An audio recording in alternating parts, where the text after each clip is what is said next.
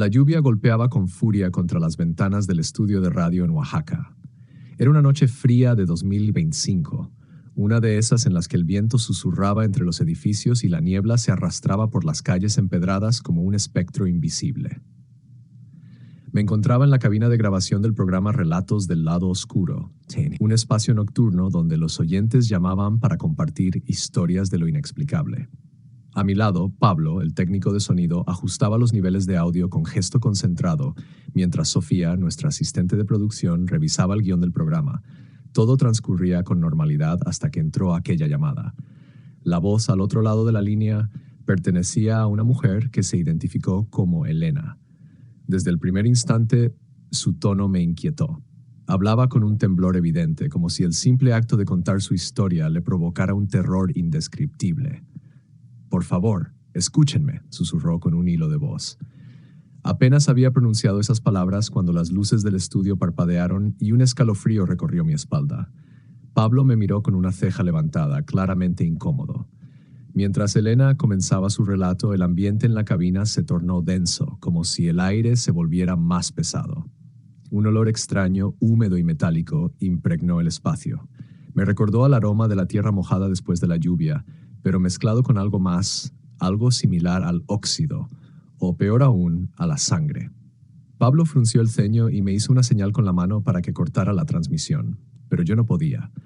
Algo en la historia de Elena me atrapaba, una sensación indescriptible que me hacía sentir como si estuviera al borde de un abismo del que no podría escapar. Todo comenzó en 1980, en un pequeño pueblo cerca de Oaxaca, empezó Elena. Su voz se entrecortaba, pero continuó hablando como si cada palabra pesara sobre su lengua. Nos contó sobre su juventud, su trabajo en una posada modesta y la noche en que conoció a Mateo. Tenía ojos dorados, como los de un lobo, dijo, y un estremecimiento involuntario recorrió mi cuerpo. Cada detalle que compartía parecía envolvernos en su propia pesadilla. Nos habló de la casa en medio del bosque, del hombre que se convirtió en un ser violento y de los susurros nocturnos que la llamaban desde la oscuridad. Mientras ella hablaba, las luces parpadearon de nuevo, pero esta vez no se encendieron inmediatamente. Durante unos segundos estuvimos sumidos en la penumbra, escuchando solo su respiración agitada a través del altavoz.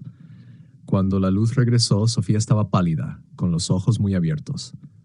«¿Lo olieron?», murmuró. En ese momento comprendí que esta historia no era solo un relato más. Algo o alguien estaba con nosotros en la cabina. La atención fueron sus ojos, dos esferas doradas que reflejaban la luz de las velas con un brillo antinatural. Mateo se sentó en una de las mesas del fondo y con voz profunda y pausada pidió un trago de mezcal. Su tono tenía algo hipnótico, como si cada palabra estuviera tejida con un hechizo invisible. A lo largo de la noche habló poco, pero cuando lo hizo, su voz dominó el ambiente. Contó historias sobre la selva, sobre los espíritus errantes que caminaban entre los vivos y los secretos que solo la oscuridad conocía. Elena, incapaz de apartar la vista de él, sintió una atracción inexplicable. No era solo su presencia imponente, ni su voz profunda, sino la sensación de que él veía más allá de lo evidente, de que conocía cosas que nadie más en el pueblo sabía. La fascinación fue instantánea y, en cuestión de semanas, se convirtió en algo más. Cada noche, Mateo regresaba a la posada y pasaba horas conversando con ella, narrándole historias que la hacían temblar y soñar al mismo tiempo. Los ancianos del pueblo no tardaron en advertirle que se alejara de él. «No es un hombre común», le dijeron. «Hay algo en su mirada que no es de este mundo». Pero Elena no escuchó. Estaba embriagada por la emoción de lo desconocido, por la sensación de estar viviendo algo fuera de lo ordinario.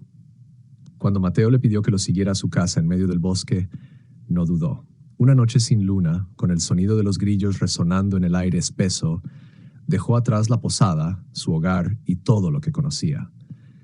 Caminó junto a él hasta perder de vista las luces del pueblo y se adentró en la oscuridad. Nunca imaginó que aquel sendero, iluminado solo por la mirada dorada de Mateo, la llevaría directo a su peor pesadilla. Los primeros días en la cabaña de Mateo fueron extrañamente tranquilos. La casa, perdida en lo más profundo del bosque, era modesta pero resistente, construida con madera oscura y adornada con velas encendidas en cada rincón.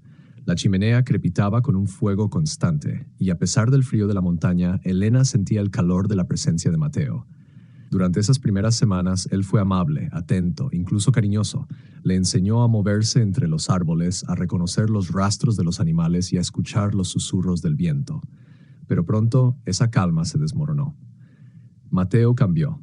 Al principio fueron pequeños detalles. Desaparecía durante horas en la noche y regresaba cubierto de tierra y hojas secas, con un olor extraño impregnado en su ropa, una mezcla de humedad, hierro y carne podrida. Cuando Elena le preguntaba a dónde había ido, él solo sonreía con sus labios agrietados y le acariciaba el rostro, sin decir una palabra. Luego comenzaron los accesos de ira. Volvía borracho, con la mirada febril y las manos temblorosas. Golpeaba las paredes, murmuraba en un idioma que ella no comprendía, y en más de una ocasión despertó a mitad de la noche hablándole a alguien, o a algo, que no estaba allí. Fue entonces cuando Elena empezó a notar cosas aún más extrañas. A veces, por la madrugada, escuchaba ruidos fuera de la cabaña, pisadas pesadas que crujían sobre la hojarasca, respiraciones profundas y entrecortadas justo al otro lado de la puerta. Una noche, despertó de un sueño agitado y vio a Mateo de pie junto a la ventana, inmóvil, con los ojos dorados brillando en la oscuridad.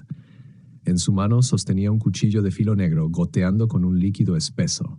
Elena sintió el miedo aferrarse a su pecho, pero ya era demasiado tarde. Cuando intentó salir del bosque se dio cuenta de que ya no recordaba el camino de regreso. Cada sendero que tomaba la llevaba de vuelta a la cabaña, como si la propia selva la estuviera atrapando. Y entonces el bosque comenzó a hablarle. No era un sonido común, no era el viento entre los árboles ni los aullidos lejanos de los coyotes. Era un murmullo bajo, persistente, que parecía deslizarse entre las ramas, susurrando su nombre. A veces, cuando estaba sola, veía sombras moverse entre los troncos, figuras humanoides con cuerpos alargados y ojos blancos que la observaban en silencio. Elena supo entonces que Mateo no era un hombre ordinario, y que, de alguna manera, el bosque tampoco lo era. El nacimiento de su primer hijo trajo consigo una revelación aterradora. Desde el momento en que el bebé llegó al mundo, el aire dentro de la cabaña cambió. Era como si algo invisible estuviera observando cada movimiento de Elena, acechando en las esquinas de la habitación con una presencia pesada y sofocante. Mateo, en lugar de mostrar la mínima alegría por su hijo, se volvió aún más distante y errático. Las noches se hicieron insoportables. Mateo desaparecía durante horas, a veces días, y cuando regresaba su ropa estaba impregnada de un hedor indescriptible, como si hubiera caminado a través de un pantano de sangre y carne podrida. Elena lo confrontó una noche con el bebé en brazos, exigiéndole respuestas. Pero en lugar de hablar, él simplemente se sonrió en esa mueca torcida que le helaba la sangre. «No entiendes nada», Elena murmuró, con la mirada perdida en las llamas de la chimenea. «Hay cosas más antiguas que los hombres, y algunas de ellas exigen sacrificios». Aquel fue el momento en que Elena entendió que su esposo no era solo un hombre cruel y violento. Había algo más en él, algo oscuro que le robaba su humanidad poco a poco. Las señales de lo sobrenatural se intensificaron con el tiempo. En las noches de luna llena, Mateo desaparecía por completo, dejando tras de sí huellas que en la tierra, como si su piel ardiera con el contacto del suelo. A veces el bebé lloraba sin cesar, con los ojos abiertos de par en par, mirando fijamente a un rincón vacío de la habitación, como si viera algo que Elena no podía percibir. Cuando quedó embarazada de su tercer hijo, la violencia de Mateo alcanzó un punto crítico. Borracho y furioso, la golpeó hasta dejarla sangrando en el suelo. Mientras se desvanecía por el dolor, Elena escuchó una risa ronca y profunda resonando en la habitación. Pero no era la voz de Mateo, era algo más. Cuando despertó, el bebé dentro de ella ya no se movía. Desde ese día, Mateo la miró con desprecio, como si, al perder ese hijo, ella hubiera dejado de tener valor para él. «Eres tierra muerta», escupió con desprecio una noche antes de desaparecer en el bosque por más de una semana. Elena quedó sola, con sus 2 hijos pequeños, atrapada en una cabaña maldita, rodeada de sombras que se acercaban más y más con cada anochecer. La noche en que Mateo no regresó, el silencio dentro de la cabaña se sintió más denso que nunca.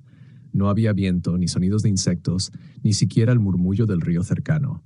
Solo la respiración temblorosa de Elena y el suave susurro de sus hijos dormidos. A la mañana siguiente salió al bosque, temiendo lo peor, pero esperando que por algún milagro Mateo hubiera decidido abandonarlos para siempre. Lo que encontró fue su daga clavada en el tronco de un árbol, con el filo cubierto de una sustancia oscura y espesa. Las marcas alrededor del árbol parecían pisadas, pero estaban calcinadas, como si algo con pies de fuego hubiera estado allí. Esa misma tarde, sin mirar atrás, Elena recogió lo poco que tenía y con sus hijos a cuestas emprendió el viaje hacia el pueblo más cercano. Caminó durante horas sin descanso, con la certeza de que algo la observaba entre los árboles. Algo que no era Mateo, pero que conocía su nombre. Al llegar al pueblo, encontró refugio en la casa de una anciana que vendía hierbas medicinales. La mujer, al ver su estado, no hizo preguntas, solo le ofreció un rincón donde dormir. Durante días, Elena apenas hablaba. Sus hijos, demasiado pequeños para entender la gravedad de la situación, solo se aferraban a su falda, buscando consuelo. Con el tiempo, Elena reunió suficiente dinero para comprar un pequeño terreno y montar un modesto negocio, una tienda de abarrotes. Poco a poco, la vida comenzó a tomar un nuevo ritmo. Se despertaba con el canto de los pájaros en lugar de los gritos de Mateo. Sus hijos jugaban en la calle sin temor, y las noches dejaron de estar llenas de susurros provenientes del bosque. Por primera vez en años, Elena sintió que tenía una oportunidad de ser libre. Sin embargo, en lo más profundo de su corazón, una inquietud permanecía latente. Sabía que la oscuridad no desaparece tan fácilmente. Sabía que Mateo, o lo que quedaba de él, aún estaba en algún lugar. Y lo peor de todo, sabía que él no se había ido solo. Algo lo había reclamado. Algo que tal vez algún día vendría por ella también. Los años pasaron y la vida de Elena y sus hijos comenzó a florecer. La pequeña tienda de abarrotes, que al principio apenas generaba lo suficiente para sobrevivir, se convirtió en un negocio próspero. Con esfuerzo y sacrificio, logró ampliar la casa, convirtiéndola en un hogar cálido y lleno de vida. Sus hijos crecieron rodeados de amor y lejos del miedo que había dominado su infancia. Juan, el mayor, terminó la universidad con honores y encontró trabajo en la ciudad. María, con su talento para la costura, abrió un taller de confección donde creaba hermosos vestidos que se hicieron populares entre las mujeres del pueblo. La más pequeña, Luz, era la más risueña de todos. Siempre corría descalza por la tienda, ayudando a su madre con los clientes y repartiendo sonrisas a cualquiera que entrara. Por primera vez en mucho tiempo, Elena se permitió respirar con tranquilidad. Ya no se despertaba en medio de la noche con el temor de encontrar a Mateo mirándola desde la oscuridad. Ya no sentía que el peso de su pasado la perseguía. Pensó que tal vez, solo tal vez, finalmente había escapado de las sombras. Pero el miedo es un huésped que nunca se va del todo. A pesar de los buenos tiempos, Elena nunca pudo volver a amar. Las marcas que Mateo había dejado en su piel y en su alma eran demasiado profundas. Varias veces intentó abrirse a la posibilidad de una nueva vida, pero cada vez que alguien mostraba interés en ella, su mente la traicionaba con recuerdos de noches de terror, de golpes y de sangre. Así que decidió que su vida estaba completa con sus hijos y su trabajo. ¿Para qué arriesgar la paz que tanto le había costado conseguir? Sin embargo, la tranquilidad nunca es eterna. Todo cambió una tarde lluviosa. Elena estaba limpiando el mostrador de la tienda cuando la campana de la puerta sonó. Alzó la vista y vio a un hombre viejo, encorvado, con la ropa empapada y el cabello pegado al rostro por la lluvia. Su piel estaba pálida, casi enfermiza, y sus manos temblaban levemente mientras se apoyaba en un bastón. Pero fueron sus ojos los que hicieron que la respiración de Elena se detuviera, porque a pesar de la edad, a pesar del cuerpo gastado, esos ojos amarillos eran inconfundibles. Mateo había regresado. Elena sintió que el aire se volvía espeso, como si el tiempo se hubiera detenido en aquel instante. No podía apartar la mirada de los ojos amarillos del anciano frente a ella. Aunque su cuerpo estaba deteriorado, su cabello ahora encanecido y su piel surcada por arrugas profundas, no había duda alguna, era Mateo. Él abrió la boca, pero al principio solo emitió un sonido áspero, casi como el de un animal herido. Luego, con un hilo de voz, susurró: «Elena, necesito ayuda». Las palabras la golpearon como una bofetada. ¿Ayuda? ¿Después de todo lo que había hecho? Durante años había vivido con el terror constante de que él volviera, con el miedo de que la encontrara y la reclamara como si aún le perteneciera. Ahora estaba ahí, tembloroso, deshecho, con los ojos hundidos y una expresión de súplica en el rostro. «Vete. logró decir ella, con la voz firme, pero con el corazón latiendo desbocado. Mateo no se movió. Solo bajó la cabeza y se dejó caer de rodillas en el suelo de la tienda, respirando con dificultad. «No tengo a dónde ir», susurró. «Me están persiguiendo». Elena sintió un escalofrío recorrer su espalda. No necesitaba preguntar quién o qué lo perseguía. En lo más profundo de su ser, siempre había sabido que Mateo había estado involucrado con fuerzas oscuras, y ahora parecía que aquello que una vez había servido, ahora venía a cobrar su deuda. Las gotas de lluvia caían con fuerza sobre el techo de lámina. Un trueno resonó a lo lejos. Los clientes que estaban en la tienda observaron la escena con incomodidad. Uno de ellos, un vecino de muchos años, se acercó a Elena y le susurró: «Si yo fuera tú, lo echaría ahora mismo». Nada bueno puede traer un hombre como ese, pero algo dentro de Elena la detuvo. Durante años había temido el día en que Mateo regresara. Lo había imaginado irrumpiendo en su hogar con furia, reclamando lo que alguna vez consideró suyo. Nunca había pensado que volvería así, frágil, acabado, con miedo en los ojos. Contra todo instinto, lo dejó quedarse, no en su casa ni cerca de sus hijos, sino en el viejo almacén detrás de la tienda, donde apenas había un catre y una manta raída. Cuando Juan y María llegaron y lo vieron allí, sus reacciones fueron inmediatas. «¿Por qué lo trajiste, mamá?», preguntó Juan con el ceño fruncido. «No merece nada de nosotros». «No es nuestro problema», agregó María con frialdad. «Ese hombre nos hizo sufrir». Elena no tenía respuestas para ellos. No podía explicar por qué, después de todo lo que había pasado, sentía la necesidad de dejarlo quedarse. Tal vez era piedad. Tal vez era miedo. Pero lo que no sabía, lo que nadie sabía, era que Mateo no había venido solo. Algo lo había seguido, y esa misma noche lo descubrían. Esa noche, la tormenta azotó el pueblo con una furia inusual. El viento aullaba entre las calles desiertas, sacudiendo las tejas y haciendo crujir las puertas mal cerradas. Dentro del almacén donde Mateo dormía, el silencio era espeso, roto solo por el sonido de su respiración entrecortada. Desde el primer momento en que Elena lo dejó quedarse, sintió que algo en la tienda había cambiado. Un aire pesado flotaba en los pasillos, y un extraño olor a tierra húmeda y sangre seca impregnaba el ambiente. A la mañana siguiente, cuando Elena salió a abrir la tienda, su cuerpo se paralizó de horror. Frente a la puerta principal, esparcido sobre el suelo de tierra, había un círculo de fango negro, mezclado con lo que parecían ser plumas de cuervo y restos de pelo animal.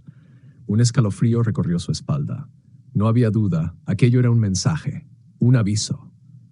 «Mamá, ¿qué es eso?», preguntó Luz con voz temblorosa. Elena la apartó de inmediato, sin saber qué responder. Juan y María también salieron a ver la escena. Sus rostros se ensombrecieron. «Fue un error dejarlo quedarse», dijo Juan con la mandíbula apretada. «Algo vino con él». Esa misma tarde, las señales continuaron. Los pájaros que solían posarse en el árbol frente a la tienda habían desaparecido. Las flores que Elena había cuidado durante años estaban marchitas, como si algo hubiera succionado toda su vida. Y lo peor de todo, una figura extraña apareció al final de la calle.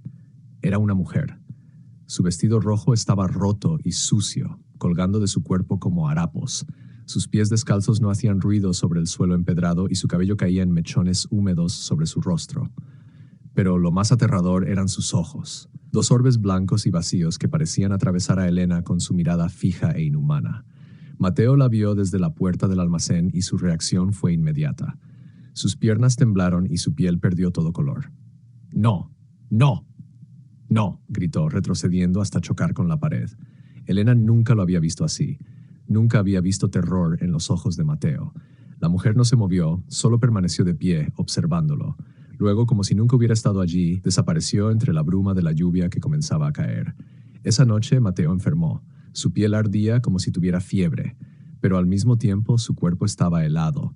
Sudaba profusamente, y su aliento salía entrecortado como si algo invisible lo estuviera estrangulando. «No podemos dejarlo así, mamá», dijo Luz con lágrimas en los ojos. «Tenemos que llevarlo al hospital». Pero Elena sabía que ningún hospital podría ayudarlo. Esto no era una enfermedad común. Era un castigo. Apenas unas horas después de ser ingresado, Mateo entró en coma. Antes de perder la conciencia, solo logró murmurar unas últimas palabras entre jadeos. Ella viene a cobrar su deuda». 3 días después, Mateo murió. Y cuando Elena recibió sus pocas pertenencias, encontró algo en su mano fría, un anillo de plata ennegrecida con un grabado en forma de rostro demoníaco.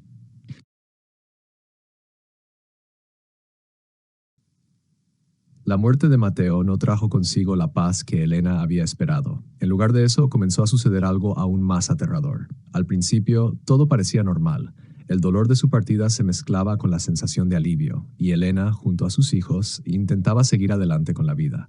Sin embargo, una serie de eventos extraños comenzó a desmoronar la tranquilidad que tanto anhelaban. El primer signo de que algo estaba mal ocurrió una mañana cuando Elena salió al jardín, como de costumbre, para regar las plantas. Allí, frente a la puerta, apareció nuevamente el círculo de tierra negra, más grande y denso que antes. Esta vez, sin embargo, no era solo tierra. Había trozos de carne descompuesta y lo que parecían ser restos humanos desparramados de manera irregular, como si alguien o algo hubiera sido arrastrado por el suelo.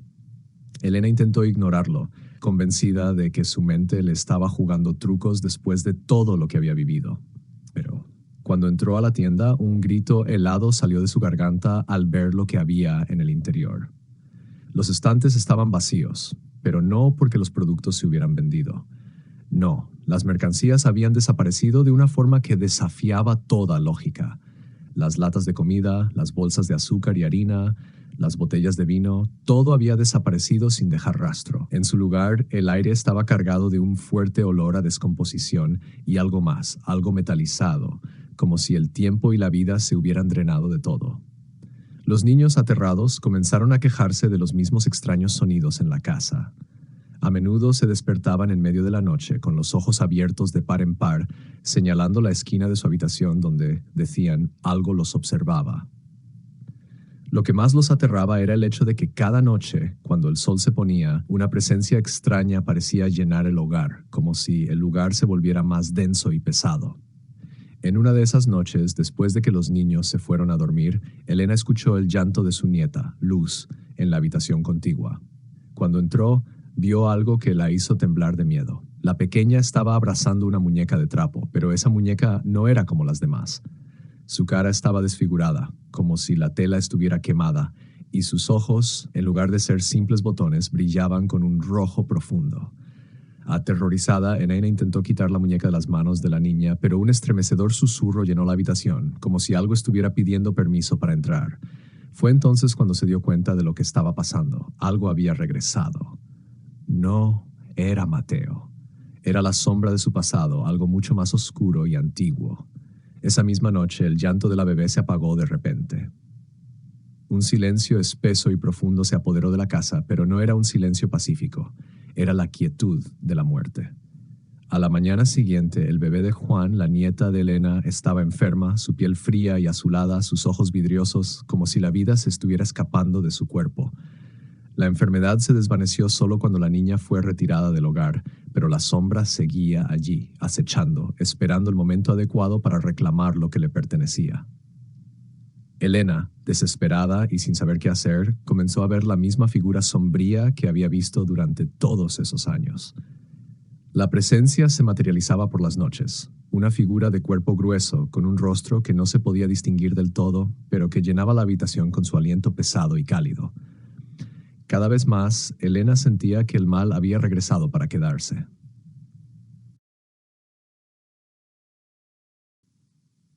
Elena, consumida por el miedo, decidió no rendirse ante las sombras que la acechaban. Sabía que algo aún más oscuro que Mateo rondaba su vida, y que si no hacía algo al respecto, sus hijos y su nieta serían arrastrados a una oscuridad sin fin. Por lo tanto, en su desesperación, comenzó a buscar respuestas en las leyendas antiguas que rondaban Oaxaca, preguntando a viejos sabios y místicos locales sobre la maldición que parecía haber caído sobre su familia.